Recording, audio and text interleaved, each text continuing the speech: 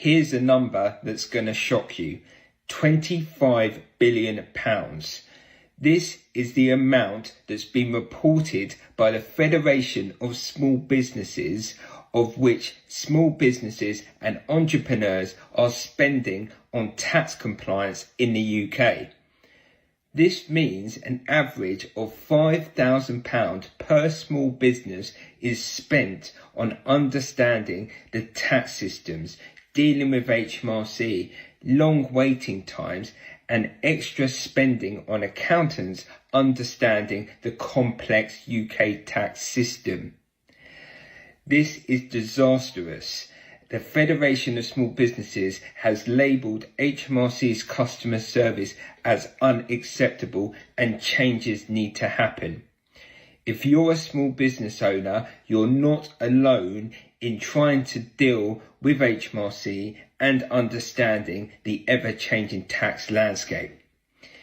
If you need support, comment below, or there's a link in my bio where we can help you with tax advice and consultancy.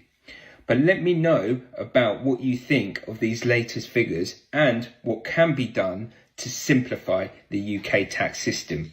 The UK government will now reward whistleblowers with up to 25% of the extra tax revenue raised if they report tax avoidance and fraud.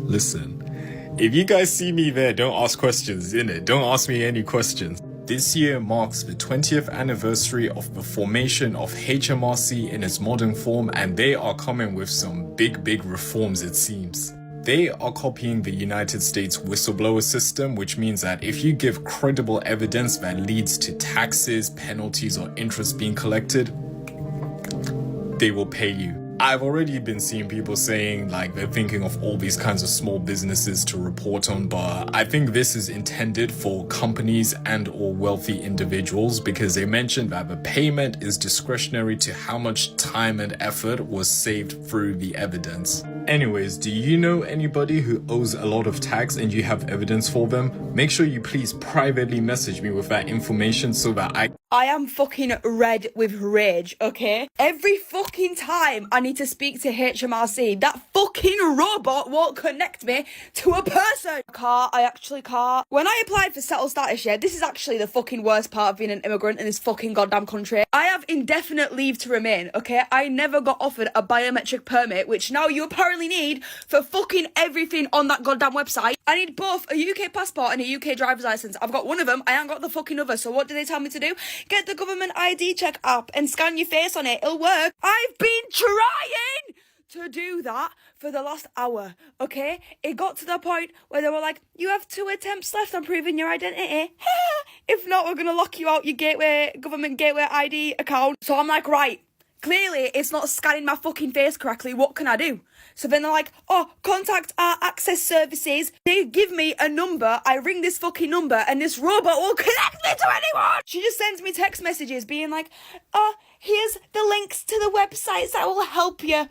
Bitch, I've tried! HMRC do not care what you are putting through your business account. They care why you're spending it. As long as you meet some criteria, you can claim it as an expense. The first criteria is that the expense is wholly and exclusively for the purpose of your business. Second is duality of purpose, which means that if there is some personal benefit involved in the expense, things get a little more complicated. So if you meet the first criteria but not the second, the description of this video explains what steps we can take to maximize tax efficiency. You can now get paid from HMRC for grassing on people. So HMRC will now reward you if you phone them and tell them that someone is evading tax. So this could be things like landlord. So if you know someone has a second house and they don't pay tax on that property, if you know someone's got a business and they're not paying tax on the business, if you know someone's got a side hustle and they're not paying tax on that business, anyone that should be paying tax and is not paying tax, you can now phone HMRC, tell them, and you will get a discretionary payment.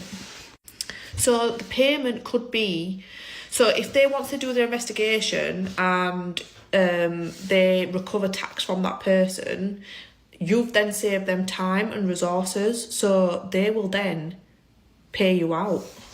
HMRC scam is going around. So my partner got an email the other day and it said, check your tax return, blah, blah, blah, blah, blah. Clicked on it, looked like the HMRC website. He's put all his details in without realising. And then obviously he was like, that's a lot of money, blah, blah, blah. I think it was like £936 or something like that. And I was like, that's bizarre. I said, I thought you would have got like a letter through. And he was like, no, it was on email. And I said, HMRC don't email. So I said, let me look at the email address. And obviously, looking at it when it's like in the blue writing and it's not highlighted, you know, like when you've not clicked on it, it does look like it's from HMRC. And obviously when you click on the website, it does look like it's from HMRC because the whole website is literally a replica. But if you go into the email is literally like KW at WW2. Very strange. And then when he sent me the link that they sent him, it's a load of letters, blah, blah, blah. It doesn't say governor, it doesn't say HMRC in it, it doesn't say tax rebate, it doesn't say anything. But they ask, so what confused me was when he first showed it me, it said his name, his date of birth, and an amount. And then obviously he put his bank details in. And then when I'd gone on it, I was like, oh, it asks for your name and date of birth as if it was like clarifying it was you, and then gives you a number. So obviously I clicked on the link, put my name and date of birth in, give you the same exact number, and then obviously just ask for your bank details. So don't do that. Like, don't do that. Because now we're going to have to report it to his bank, even though they've not took anything. But are they going to take something? They're obviously not going to put something in, so... So if you leave the UK, do you need to tell them that you actually have left and you don't want to pay UK taxes? The answer to that question is yes. If you do a self-assessment, that will be on your self-assessment tax report and you will put that in your residency papers. But if you are not doing self-assessment, so if you've got no other income, so no dividend income or property income, then you will do that on a P85 form. Now that P85 form means that you tell HMRC, I am moving out on the 16th of May and I will no longer be paying UK taxes because I am moving to said country and I will have said address. So it has to be very clear and concise. There's so many things to think about when you do move out of the UK because there's lots of tax complications, as well as thinking about your national insurance contributions, because once you move out of the UK, you stop paying towards national insurance and that can cause an issue. Another thing is, if you are moving out of the UK and you've got young children who are going to start university, you might want to think about the international school fees as well and how you can actually get around the system with that, because a lot of people have done that from the UAE. When their kids go back to the UK for schooling, it becomes a bit of an issue because they have to pay international university fees. How do you get around that? Put them in the comments below if you have already done it and how you did it. Hello, Grumpy. Go on a fight, mate. Can anyone tell me out there why they're not talking about the councils that Reflux are running collapsing? Because they are. The Kent Council is collapsing. Nothing's going on down there. It's complete paralysis. Northumberland has gone into special measures, but nobody's talking about that. All the rest of their councils are all in problems as well. They've stopped this, that and the other, mainly about flags and not really doing any work. They're all talking about doing a doge before they do anything else, which means the councils are literally in paralysis, which means all the services are going to start falling apart. People aren't getting paid. They're also talking to people who are there about opting out of the state pension that they're in. Opting out of the pension they actually get from the council for doing their jobs. This is unbelievable. But why not talk about it in the papers? Where is the outrage? Why not talk about this? Goes against the narrative, right? Yeah. Gotta love right-wing media, ain't you? Vile. If you had said to somebody 5 years ago that British councils would be facing bankruptcies at this scale, they would think that the country was coming to an end. Like the fabric of society was disintegrating. But no, here we are looking at councils up and down the country facing bankruptcies. And our media and the government seem to be taking quite a laissez-faire attitude to it, as if this is just like par for the course. This is abnormal.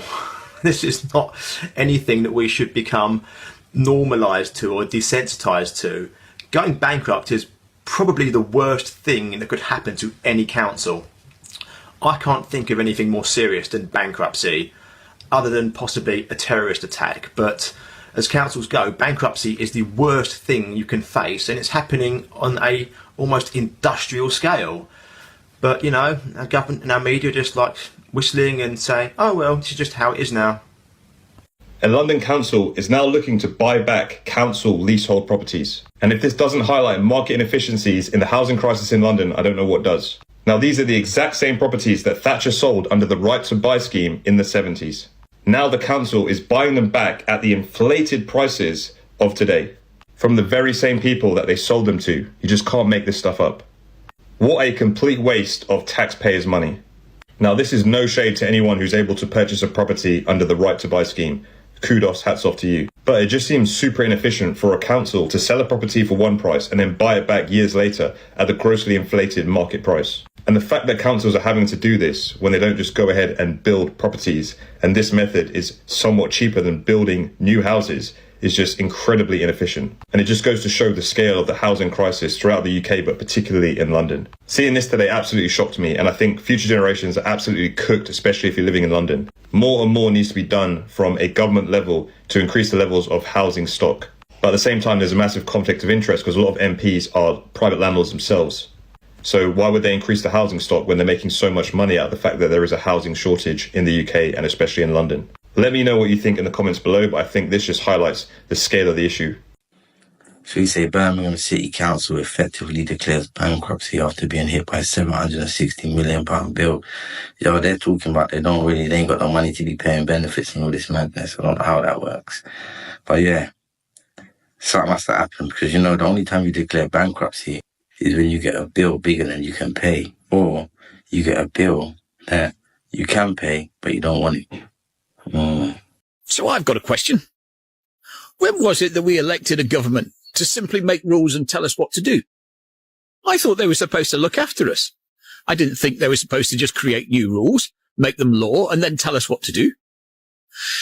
Their looking after us has become quite peculiar recently. It's definitely time that we all start scrutinising what they're doing and why they're bringing in these rules. Because if we ask the question why, there's some frightening answers behind it. Have you heard what some councils are doing with the bin collection? Some places in the UK are cutting back rubbish collection to just once a month. Imagine that, 4 weeks worth of waste piling up before it gets collected. So the councils are saying it's to save money and boost recycling, but people are fuming because the council tax is going up from April and they're doing this. So places like Conwy in Wales and already made the switch, and now Bristol is considering it too. People there are protesting like mad because they're worried about rats, smells and overflowing bins. Some have even started paying private companies to take the rubbish away. It's not just them. There's so many other places that are currently considering and are looking into it too. So if this spreads, we could all be stuck with monthly bin collections. Can you imagine the mess? What do you think? Is this a good idea or total disaster? Because I personally think if they're going to do that, they should reduce the council tax that we're paying, because the council tax is apparently going up higher from April. So it doesn't make sense. So they're making us pay more council tax, but the bin collection is going to get reduced. Make it sense. How much longer can the British public continue to support people who should not be in this country? The government cannot keep taxing people into oblivion to pay for people who should not be here, number one. Number two, have never worked and will possibly never work in this country and pay taxes and national insurance. What do they think is going to happen? What is going to happen? It cannot continue. The taxpayers cannot continue to fund other countries, other people. It cannot continue. The country is going to go broke very, very quickly if this continues. Okay, real quick, okay, because I need to check something right now. I just got my council tax bill. Monthly, the bill has gone up to £172 a month. What? For a 2-bedroom flat? Is that correct? Am I being scammed? Maybe I'm being scammed. I don't understand. What are other people paying for council tax, by the way? For the size of their property, what are people paying? Because honestly, I feel like the calculations are calculating wrong. I had to call the man. He was like, no, that's correct. If I live in inner city London, then yeah, maybe. But I don't. I'm in the sticks. What the hell?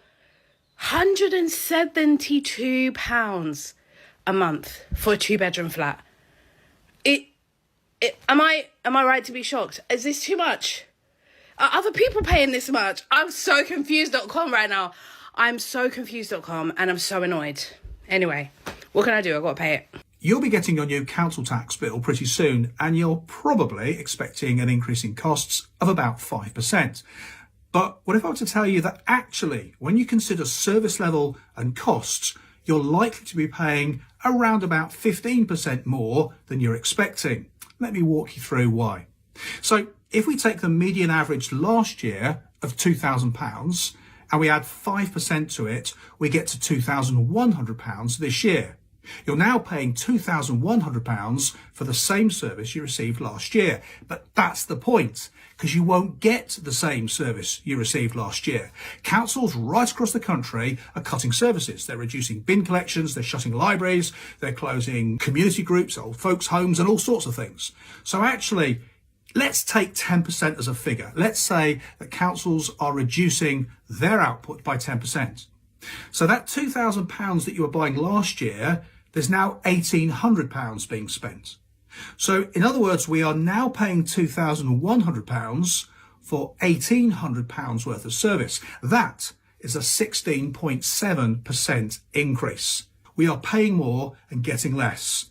If you live in the UK, then this is all you need to know about the grocery tax that's going to be hitting all UK supermarkets January 1st, 2025. So yes, it's literally what it sounds like. You are going to be taxed on everything that you buy or pick up at the grocery store, similar to how it is in America. However, obviously the fees are going to vary depending on where you're shopping at. So Tesco is going to be different to Aldi, that's going to be different to Lidl, etc. But also charges and fees are going to be dependent by material type. So let's say that you just want to pick up yourself and go to Sainsbury's one day. So let's say that you pop into Sainsbury's and you want to buy your Nan a Christmas card because, hey, Merry Christmas, Nan. You're going to be taxed on top of that because now the supermarket has to pay £250 per tonne to supply the cardboard, to supply the paper. And so because of this dramatic increase to supply and demand, where do you think they're going to get the money from? It's not from their backside. It's going to come from us, the consumer. And that's why we're now going to be taxed on our groceries like the godforsaken Americans. I love living here. And this tax will also include shopping online as well, in terms of online food. So don't think you can slide past that one, babe. And I hate to be that person, but this is just going to make people hate the Labour Party even more. You're telling me that we had 14 years of Tory failure, and this is what you're doing to everyday people. We better wake up and fix up immediately before reform get more seats, bro. I do not want to have to say I told you guys so in the future. Oh my God. Have you heard about the grocery tax in the UK? So let me tell you about it. So from the 1st of Jan 2025, coming soon, we're going to get taxed on our groceries when we go shopping. So the start is on the 1st of Jan 2025, and they're doing it for, I think, recycling purposes, etc. And charges are going to be varying by material type. So like Aldi, Lidl and all these shops, so they will incur a fee of £485 per tonne, while paper and cardboard will be like £215 per tonne. So it's going to increase for them, meaning they're going to increase the prices for us. So we're going to get taxed on groceries. And it's getting ridiculous. So the cost could go up to like 10, 20, 30 pounds per month. And it's getting really ridiculous. Prices are already going up, and now they're increasing all of this as well. We're getting more and more taxes and more different kind of things added. But what difference is it making in a country? Nothing, literally. They're just getting more money, the government, but the average people like us, where are we getting at? Food shopping at supermarkets in the UK. There's going to be a grocery tax in January. So as soon as Christmas goes, they're going to be asking for a grocery tax on all the stuff you buy, which is going to add more money onto everything you pay out already. Food's already doubled in price. Gas and electric's tripled. Fuel's gone up. Housing prices have gone up. Everything over here, the cost of living, has gone up and up and up. Now they've got the cheek to bring in grocery tax. Getting taxed to go and get your own shopping. Work that one out. And what's that, to be spent abroad on other people? to cover the arse of sending all this fucking money abroad. They're taking the absolute Michael out of the UK British citizens. Literally, soon as Christmas and New Year's over, you've had your fun, we're going to give you grocery tax for buying stuff in a shop. It's absolutely ludicrous that they get away with this. I don't know what you think about this, but they'll tax fresh air soon. Soon they'll be taxing fresh air as soon as you go out the front door. I'm pretty sure of it, the way fucking things are going.